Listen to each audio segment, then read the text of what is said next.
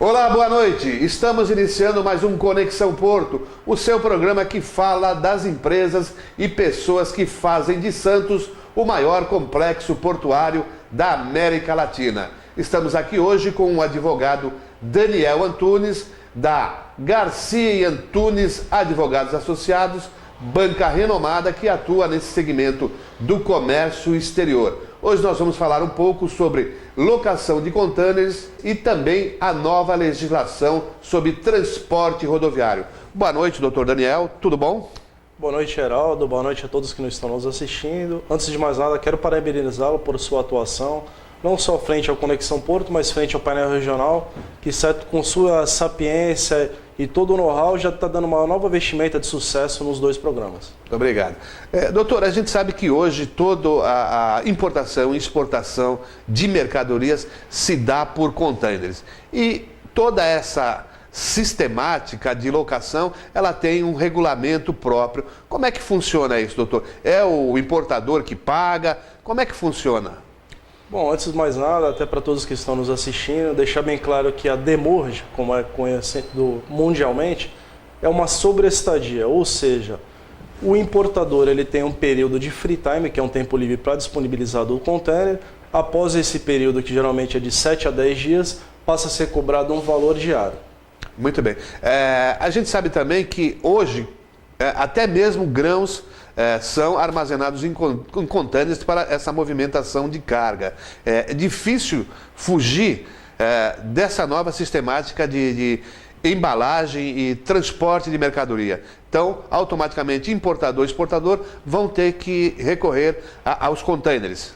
Justamente. Esses cofres de cargas, como são chamados também. Justamente, recorre ao container não só por a questão de se tratar de um recipiente que é utilizado mundialmente até por questões de segurança, não pela própria carga propriamente dita. Nessa questão da demurge, que estamos discutindo nesse momento, o que tem acontecido? No momento da negociação do frete, muitos importadores não estão se atentando a essa questão da sobreestadia, que geralmente é discutida tão somente quando se encontra na esfera do judiciário. O que acontece? Na negociação do frete, nós indicamos já fazer um papel preventivo, ou seja, verificar essas questões seria o período do free time, qual seria o valor que será cobrado numa eventual cobrança de demurge, e já deixar bem claro através de um contrato, e não depois ficar submetido a um contrato de adesão, onde a parte não tem possibilidade de discutir as cláusulas ali existentes, e ficar à margem do judiciário fazer a melhor interpretação. E quem fornece essa locação é o próprio armador? É o próprio armador ou NVOCC, que é aquele armador sem navio. O que acontece? Não só a cobrança de demurge, ela não fica restrita não só ao importador, mas está gerando cobranças contra o próprio despachante aduaneiro, através da figura da responsabilidade solidária. Isso ocorre porque não é feita essa negociação quando da negociação do frete. E tão somente quando para ser submetida à liberação do documento, as agências marítimas submetem uma contratação através de um termo de responsabilidade, onde nesse termo está preconizada a responsabilidade não só do importador, como do próprio despachante. Quando na realidade, juridicamente, o despachante é um mero mandatário e não deveria estar vinculado a essa cobrança de demurge. Acaba funcionando como um garantidor, no caso do importador não responder, né, justamente esse período excedente? Não só como um garantidor, o que acontece? Nós estamos até discutindo judicialmente que se trata até de uma espécie de coação da agência marítima. Ou seja, para liberar o documento tem que assinar o termo de responsabilidade. O que acontece? Embora haja discussões jurídicas sobre a natureza jurídica da demurge, do próprio contrato de adesão, o judiciário tem acatado a legalidade desse termo de responsabilidade, aplicando em tese um termo jurídico que é comumente utilizado em obrigações contratuais, ou seja, assinou, tem que cumprir. Seria uma espécie de fiador? Uma espécie de fiador, e quando na realidade o despachante ele é um mero mandatário. Ele na realidade é contratado tão somente para fazer o despacho aduaneiro. Quer dizer, ele apenas intermedia aquela negociação, né? Aquele transporte. Justamente, e ele não está se utilizando do serviço de transporte. Quem fez a contratação do transporte marítimo foi tão somente o importador e não o despachante aduaneiro. mas às vezes até por questões de falta de conhecimento, ou está submetido àquela negociação, até porque sabemos que no comércio exterior o que manda é agilidade, e nem sempre demanda ficar discutindo termo de responsabilidade, tira uma cláusula, insere outra cláusula, acontece que o despachante lá na frente também vai ser demandado. Quer dizer, na maioria dos casos são contratos de adesão e não é estabelecido ali esse período? É estabelecido o período, só que o que acontece? Outra problemática. Geralmente é previsto de 7 a 10 dias como período livre, que é o free time. O que acontece? Nenhuma importação, nenhuma operação, principalmente considerando o problemático Porto de Santos, isso a gente está levando em conta nosso porto, ninguém consegue fazer um desembaraço de uma mercadoria de 7 a 10 dias, até porque levamos em conta que existe vários ministérios de anuência que tem que passar, como o próprio Anvisa e o Ministério da Agricultura. E na maioria das vezes ninguém consegue fazer um desembaraço de 7 a 10 dias. E fica à mercê desse futura cobrança de demurge. E recentemente tivemos aí também uma greve, né, da fiscalização, que também acaba resultando em problemas maiores aí para os importadores. Com certeza. E depois, mesmo que se alegue uma tese defensiva de força maior, caso fortuito, nem sempre o judiciário tem aceitado. O que ele fala é que, na realidade, depois a parte que ingressa com uma ação contra o Estado. Muito bem. Doutor Daniel, agora vamos falar um pouquinho sobre a nova legislação do transporte rodoviário. Quais são os cuidados que deve ter aquele que se utiliza, né, o que contrata o serviço? Porque a gente sabe que ela é mais rigorosa hoje e prevê uma série de cláusulas para garantir também a própria rigidez do motorista, enfim, uma série de nuances ali que precisam ser observadas. Precisam ser observadas não só pelo cliente, mas principalmente pela empresa, que é a empregadora do empregado motorista. Por quê? Várias demandas trabalhistas chegou ao entendimento que o trabalho, a natureza do trabalho do motorista, ele deixou de ser um trabalho externo e não mais aplica a exceção prevista na CLT, no artigo 62, inciso 1, que falava que era trabalho externo e por conta disso não tinha como controlar a jornada do motorista e por consequência não deveria pagar as horas extras. Só que em decorrência de vários acidentes, motivados principalmente pela falta de descanso do motorista, chegou-se ao entendimento com a Lei 12.619 de 2012 e posteriormente com a Lei 13.013 de 2015, que é a obrigação da empresa fazer o controle de jornada do motorista. E como é que é feito esse controle? É com aquele mecanismo lá do tacógrafo? Existe o mecanismo do tacógrafo ou qualquer outro meio eletrônico que seja idôneo e homologado pelo Ministério do Trabalho e pelo próprio diário de bordo, que é feito pelo próprio motorista, anotado, só que deve estar em sintonia com o histórico contido no tacógrafo. Certo. A aprovação dessa lei demandou uma série de discussões e mesmo depois de aprovada, ela já foi revista em alguns aspectos, né? Porque muitos transportadores questionaram algumas cláusulas, alguns termos ali que estariam, segundo eles, em desacordo e seriam de difícil fiscalização. Essa questão já foi equacionada, não? Essa lei, pelo que a gente viu, como a maioria das leis aqui feitas no país, ela é sancionada de forma abrupta e sem ter feito um estudo prévio. Ou seja, essa questão do intervalo que deve fazer sobre o motorista, não existe nem infraestrutura necessária para o motorista passar, porque está submetido a um eventual assalto, um furto da mercadoria, que ainda vai agravar mais não só a questão da segurança do próprio motorista, como a própria empresa. Prever-se de quanto em quanto tempo é necessário se estabelecer esse descanso para o motorista? De 4 em 4 horas tem o tempo de direção, que ele tem que parar no mínimo 30 minutos.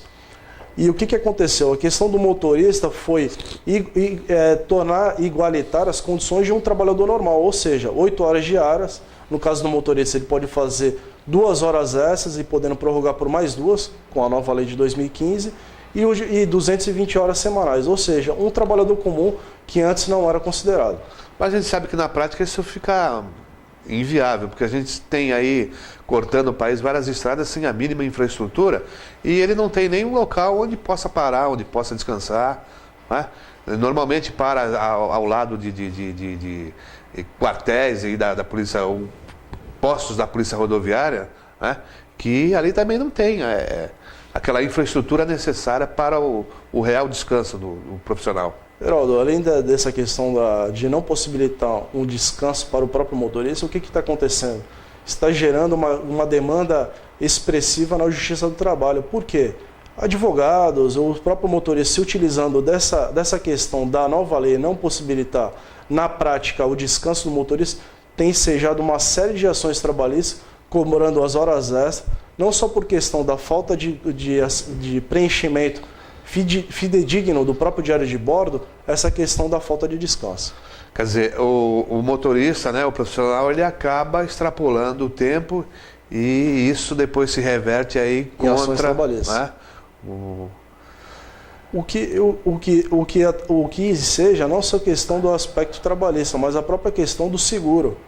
Porque existem agora condições em algumas apólices que se a empresa não cumprir os descansos previstos na legislação do motorista, não será coberto aquele transporte.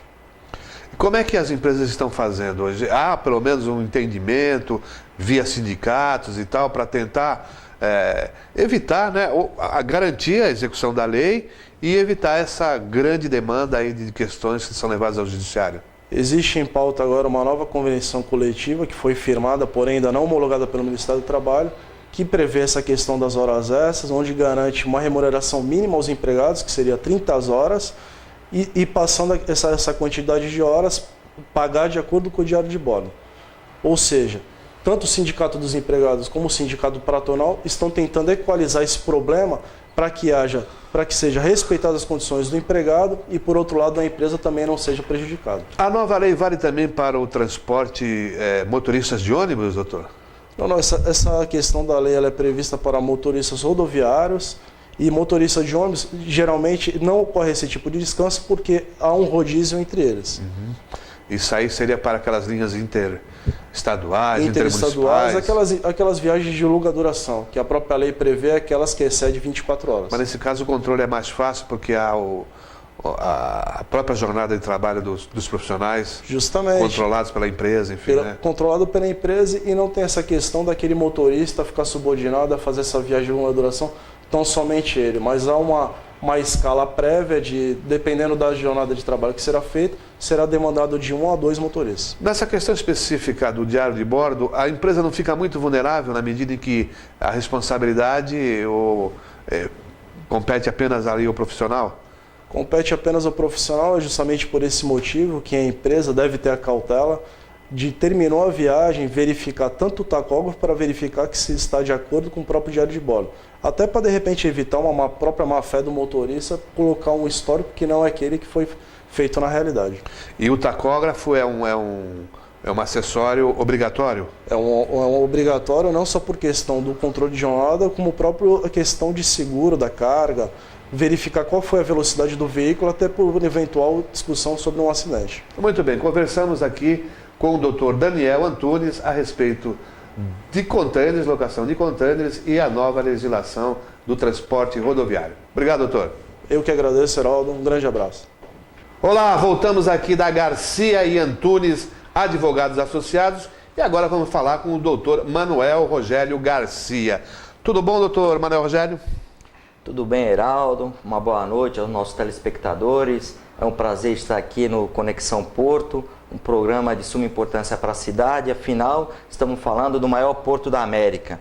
A cidade de Santos, ela, claro, tem as suas importâncias históricas devido às revelações no esporte, mas é sim uma cidade importante a nível mundial por conta de seu porto também. Muito bem, uma cidade que tem um porto e é um porto que tem uma cidade. Falamos agora há pouco, doutor Manuel Rogério, com o doutor Daniel Antunes, que nos explicou acerca da locação de contêineres e enveredou também pela lei do transporte rodoviário. Mas outra questão mais importante ainda, as cautelas que deve ter o importador, aquele que movimenta a carga, para que a sua mercadoria chegue intacta ao seu destinatário, ao seu endereço. É importante que o telespectador do Conexão Porto preste a devida atenção em tudo que o doutor Daniel falou. Afinal, é um combativo advogado que enfrenta essas questões no dia a dia desse escritório, nas questões com os transportadores, nas questões com importadores, exportadores, ou seja, questões relativas a toda essa logística que o Brasil faz para levar o nome do Brasil, o nome das empresas brasileiras ao exterior e trazer divisas para o Brasil. É claro que o Brasil importa também, mas ele é um grande exportador, principalmente de insumos, de commodities, e de proteína vermelha e proteína branca, que são os frangos, que são a carne, pescados, enfim, toda essa gama que tem na área de alimentos e na área agropecuária. Agora, você citou um ponto importante, você falou das cautelas que deve ter um importador, mas eu vou estender um pouco, não só o importador, como o exportador, o transportador rodoviário, o transportador marítimo, o transportador aeroviário. Afinal, é o cotidiano desse escritório cuidar não só das questões do transporte marítimo, mas também das questões relacionadas a toda a logística de importação e exportação. Isso decorre o transporte rodoviário entre fronteiras terrestres, você tem o transporte aéreo nos aeroportos de Congonhas, Viracopos e onde tem aeroporto internacional, onde você vai passar também por uma barreira alfandegária e vai precisar da atuação do despachante aduaneiro, onde ele vai precisar, dependendo do tipo de produto, da intervenção dos órgãos intervenientes e os órgãos anuentes, que é a Anvisa, Ministério da Agricultura, o Ministério da Defesa, muitas vezes pelo Exército. Por exemplo, se você vai fazer uma importação de fogos, isso ocorre muito aqui, ainda mais em épocas festivas. Você sabe que todos os fogos que são utilizados no Nordeste, nessa época junina, eles passam aqui pelo Porto de Santos. E não é todo terminal que pode receber esse tipo de produto, não são todos os transportadores que podem efetuar esse tipo de carga, por conta de que você precisa ter uma autorização do Ministério do Exército. Certo. A gente está falando de segurança, de seguro. Cada um desses setores que você elencou, há uma característica própria para a formação do seguro, para elaboração de apólice, enfim.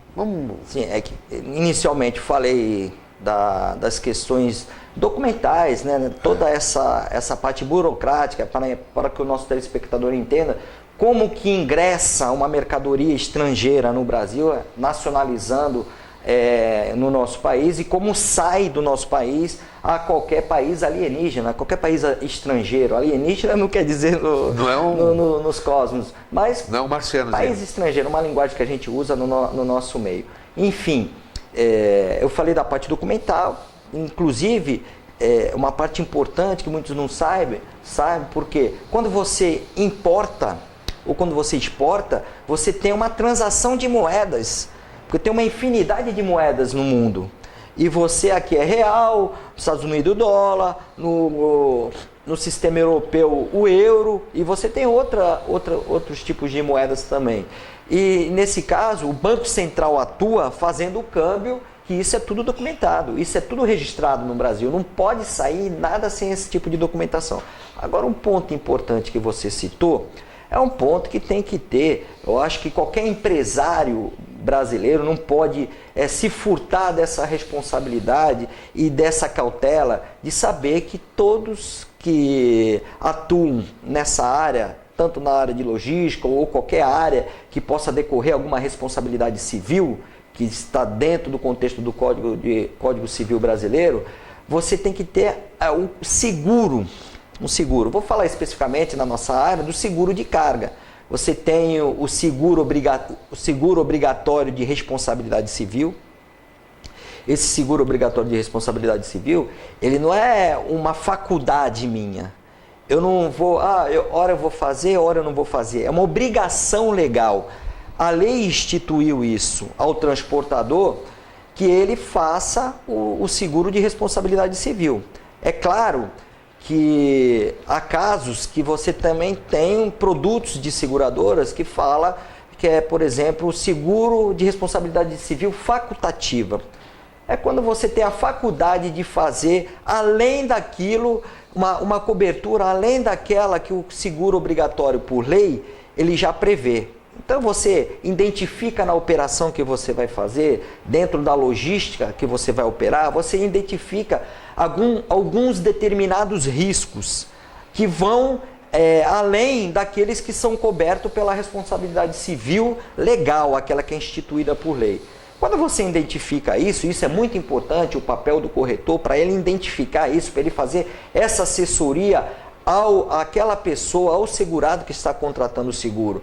E aí ele faz uma cobertura facultativa, ele estende, é claro, ele vai pagar um prêmio maior, o prêmio é o pagamento que se faz para você ser coberto pelo seguro, para toda a sua operação estar garantida, estar segura, e você paga o prêmio.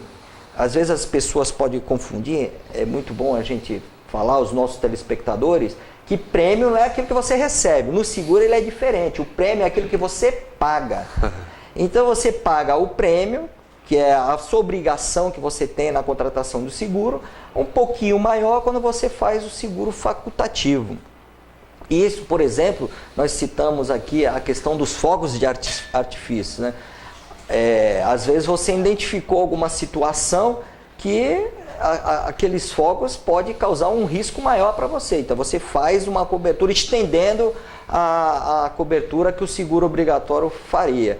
Nós temos também determinados tipos de carga que elas têm as suas peculiaridades. Eu cito, por exemplo, o algodão.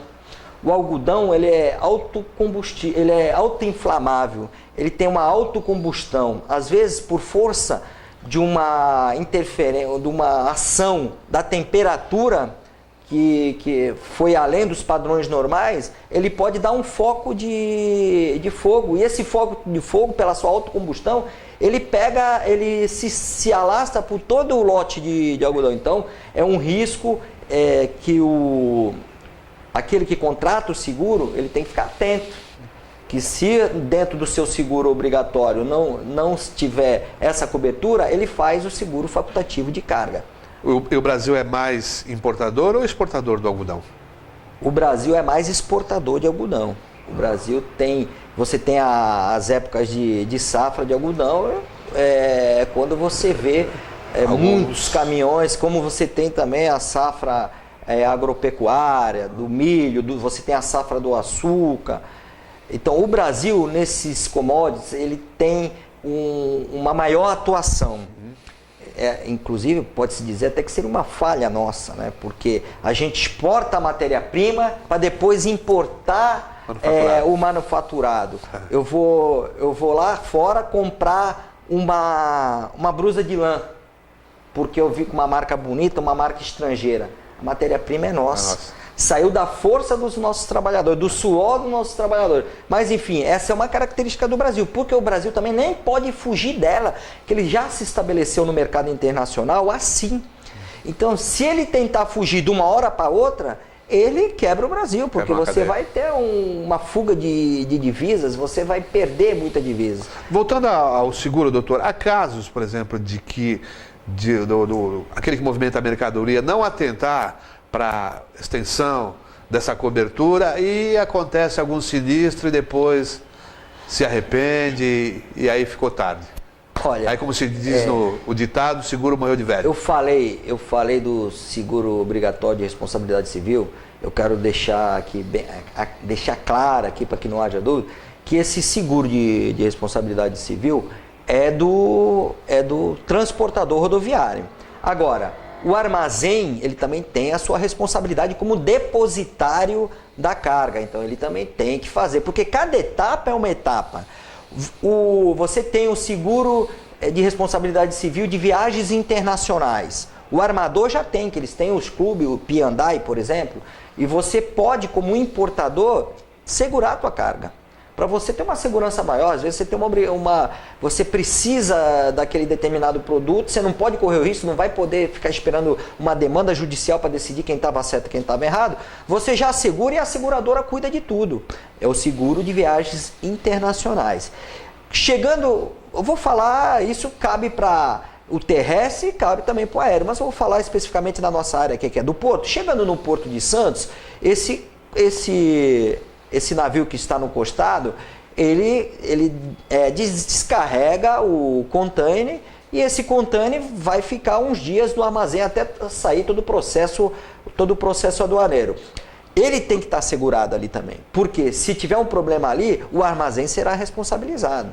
Saindo do armazém, ingressando no container em direção à fábrica do importador ou o centro de distribuição do importador, é a outra responsabilidade, que aí entra a responsabilidade civil do transportador rodoviário, que muitas vezes ele é iludido, é levado ao erro por conta das cartas DDR, que é as cartas de dispensa de regresso.